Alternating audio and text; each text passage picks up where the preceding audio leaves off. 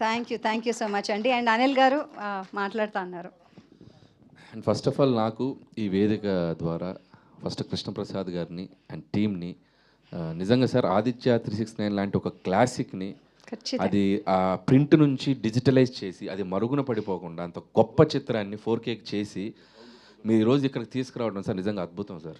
ఎందుకంటే ఎన్నో తెలుగు గొప్ప చిత్రాలు బ్లాక్ అండ్ వైట్ చిత్రాలు కూడా చాలా వరకు మనం ఇప్పటికీ టీవీలో చూస్తున్నాం. అంటే అలాంటి సినిమాలు సేవ్ చేయడం అనేది కూడా మనకు అవసరం. అండ్ ఇంకోటి బాలయ్య బాబు గారు చెప్పినట్టు ఇది నిజంగా ఇది రీ రిలీజ్ కాదు, ప్రీ రిలీజ్. నాకెందుకో ఆయన అఖండ, వీరసింహారెడ్డి, భగవంత్ కేసరి, డాకు మహారాజ్, అఖండ 2 మధ్యలో ఇది ఒక బ్లాక్ బస్టర్ అయిపోద్దాం అనిపిస్తుంది. అవ్వచ్చు, అవుతుంది కూడా. సో ఖచ్చితంగా అలాగే తెలుగు ప్రేక్షకులందరికీ నా విజ్ఞప్తి. సో మేము చిన్నప్పుడు ఈ సినిమాని సెలబ్రేట్ చేసుకున్నాం, ఇది మళ్ళీ థియేటర్లో వస్తుంది. సో పిల్లలకి ముఖ్యంగా ఈ సినిమాలో చాలా అద్భుతాలు ఉన్నాయి.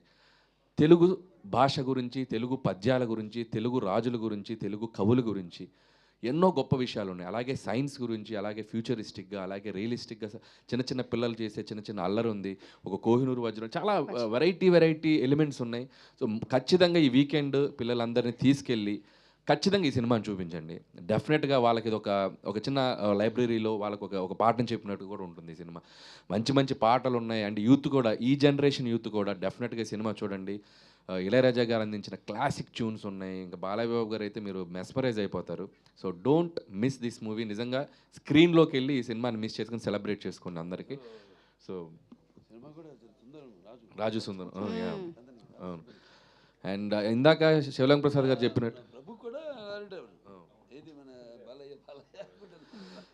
అండ్ ఇందాక శివలింగ కృష్ణప్రసాద్ గారు చెప్పినట్టు కెమెరామెన్స్ కూడా ఏదో అది యాక్సిడెంటల్గా విఎస్ఆర్ స్వామి గారు వచ్చినా బాలయ్యబాబు గారు చెప్పినట్టు ఏ ఎపిసోడ్కి తగ్గట్టు ఆ ఎపిసోడ్కి ఒక సినిమాటోగ్రఫర్ పనిచేసినట్టుంది సినిమా చూస్తే.